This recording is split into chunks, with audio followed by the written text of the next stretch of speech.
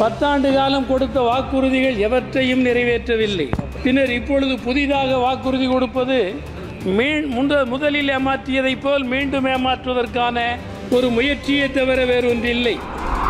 எங்கே வளர்ச்சி, எங்கே முன்னேற்றம், யாரை ஏமாற்ற விரும்புகிறது இந்த ஆளுங்கட்சி என்பதை யோசித்து பார்க்க வேண்டும். திரும்ப திரும்ப ஏமாற்றும் செயலை தவிர வேறொன்றில்லை. அப்பட்டமான அரசியல் பித்தலாட்டம். அதே மாதிரி வேலையின்மை. இப்பொழுது நான் அவ்வளவு செய்கிறோம் இவ்வளவு செய்கிறோம் என்றெல்லாம் அளந்து விட்டிருக்கிறார்கள் பட்ஜெட்டில். இவருடைய முழு ஆதரவும் கார்ப்பரேட் கம்பெனிகளுக்கும் பன்னாட்டு கம்பெனிகளுக்கும் தான். நான் அழுத்தம் திருத்தமாக வலியுறுத்த விரும்புகிறேன். நிதி அமைச்சருக்கு 100 நாள் வேலை திட்டத்தை 200 நாளாக உயர்த்த வேண்டும். அதேபோல் ஒரு நாள் ஒன்றுக்கு 500 ரூபாய் சம்பளம் என்பதை தீர்மானிக்க வேண்டும். மாண்புமிகு முதலமைச்சர் மு.க. ஸ்டாலின் அவர்கள் ஒரு சட்டமன்ற தொகுதிக்கு 4 கோடி வழங்குகிறார்கள். அது மட்டுமல்ல, ஜிஎஸ்டியில் இருந்து விலக்களிக்கப்பட்டிருக்கிறது. ஆனால் ஒன்றிய அரசு என்ன செய்கிறது? வெறும் 65 லட்சம் தான் சட்டமன்ற தொகுதிக்கு வருகிறது. நான் இவற்றை தமிழ்நாடு போல் சட்டமன்ற தொகுதிக்கு 4 கோடி ரூபாய் வழங்க வேண்டும். நிதியமைச்சர் அவர்கள் அதற்கான முறையில் பதிலுரையில் பதிலளிக்க வேண்டும். இல்லை என்றால் அதை ரத்து செய்து விடுங்கள். அது வேண்டாம். திரு சுப்ராயன் 24-25 நிதிநிலை அறிக்கையின் மீது இந்திய கம்யூனிஸ்ட் கட்சியின் சார்பில் என்னுடைய சில கருத்துக்களை தெரிவித்துக் கொள்ள விரும்புகிறேன்.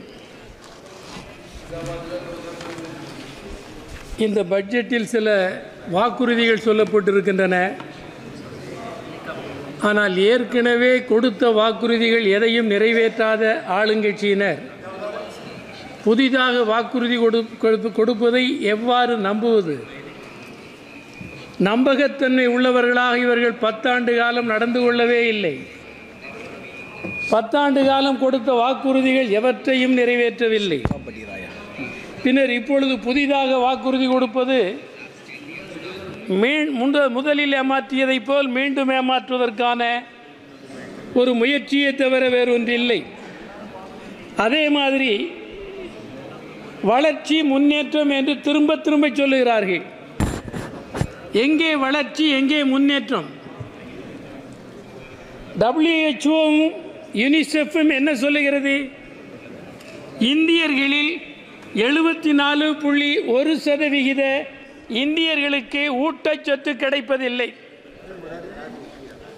முக்கால் பகுதியினருக்கு ஊட்டச்சத்து இல்லை என்ற ஒரு நிலை இருக்கிற போது என்ன வளர்ச்சி, என்ன முன்னேற்றம், யாரை ஏமாற்ற விரும்புகிறது இந்த ஆளுங்கட்சி என்பதை யோசித்து பார்க்க வேண்டும். அதே போல பணவீக்கம் கட்டுக்குள் இருக்கிறது என்று பொருளாதார ஆய்வறிக்கை சொல்லுகிறது. ஆனால் நிலைமை என்ன? ஜூலையில் 9.4% பணவீக்கம் வளர்ந்து கொண்டே இருக்கிறது. விலைவாசிகள் கட்டுக்குள் இல்லாமலே ஏறிக்கொண்டிருக்கிறது. இந்த நிலையில் வளர்ச்சி, முன்னேற்றம் என்பது திரும்ப திரும்ப ஏமாற்றும் செயலை தவிர வேறொன்றில்லை.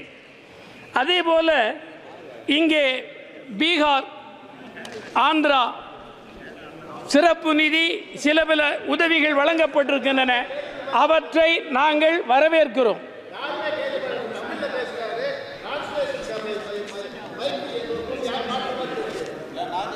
பீகார், ஆந்திராவில் செய்யப்பட்ட உதவிகளை நாங்கள் ஏற்கவில்லை அல்ல, வரவேற்கிறோம்.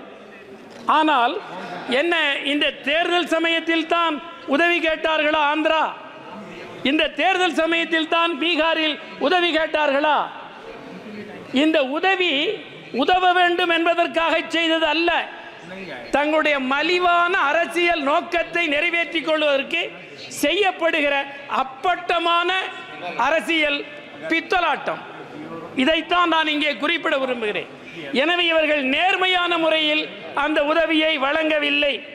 எனவே இவர்களின் உதவி ஒவ்வொன்றும் இப்படித்தான் இருக்கும் என்பதை நான் இங்கே குறிப்பிட விரும்புகிறேன். அதே மாதிரி வேலையின்மை. இப்பொழுது நான் அவ்வளவு செய்கிறோம் இவ்வளவு செய்கிறோம் என்றெல்லாம் அளந்து விட்டிருக்கிறார்கள் பட்ஜெட்டில்.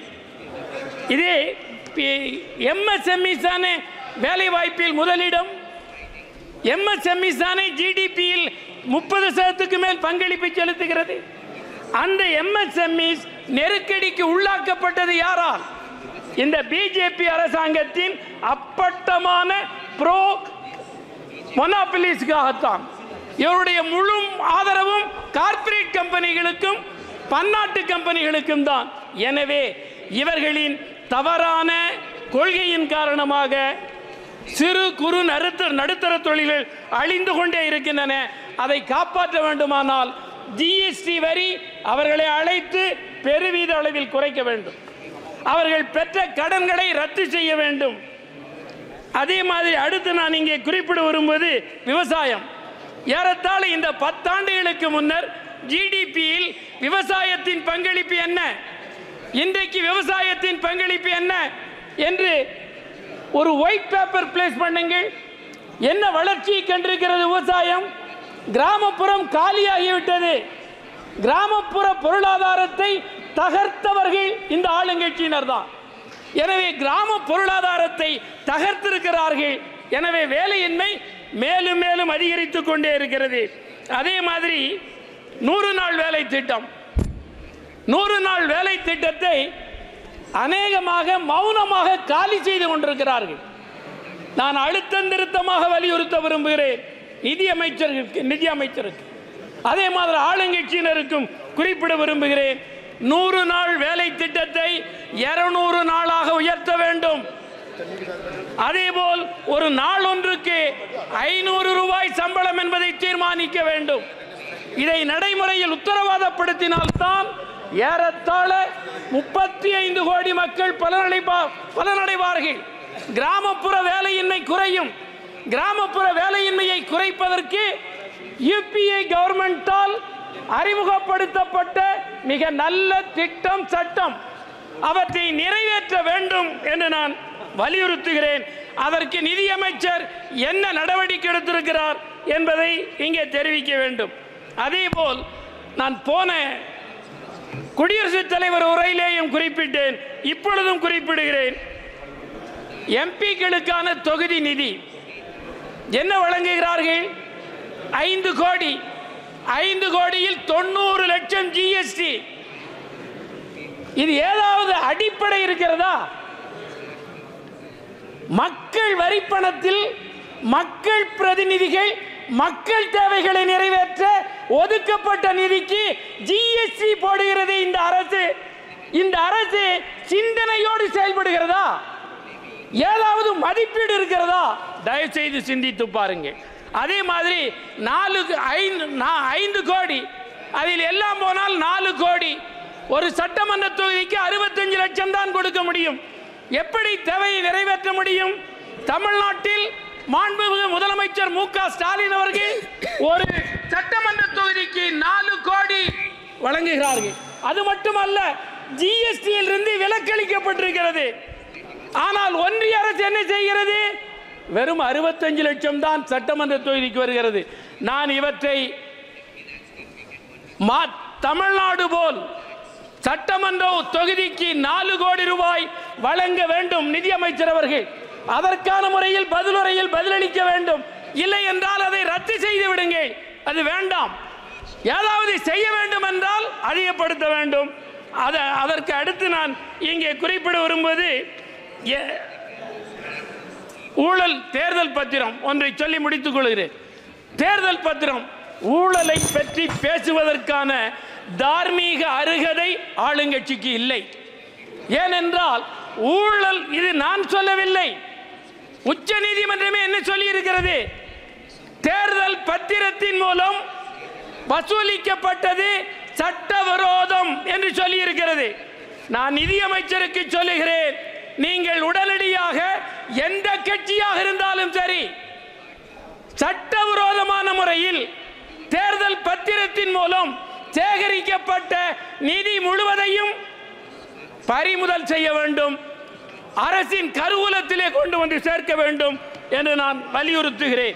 எனவே ஒரே நிமிடம். எனவே ஊழலை பற்றி தயவு செய்து பேசாதீர்கள். இறுதியாக ஒரே வரி ரிக்வேதத்திலே சொல்லுகிறது. ரிக்வேதத்திலே முனிவர்கள் சொல்லுகிறார்கள், பகை வளர்க்கா அறிவை எனக்கு தா என்று. ஆனால் நம்முடைய இந்தியர்களின் துரதிர்ஷ்டம், பகை வளர்ப்பதையே அரசியலாக கொண்ட ஆளுங்கட்சி. பகை வளர்ப்பதே அவர்கள் குலத்தொழில். இவர்களின் குலத்தொழிலே இணக்கத்தை தகர்ப்பதுதான். இவற்றை தகர்ப்பதுதான் இந்தியாவில் தேசபக்த கடமை. பிஜேபியை அப்புறப்படுத்துவதுதான் தேசபக்தர்களின் பிரதான கடமை. நன்றி, வணக்கம்.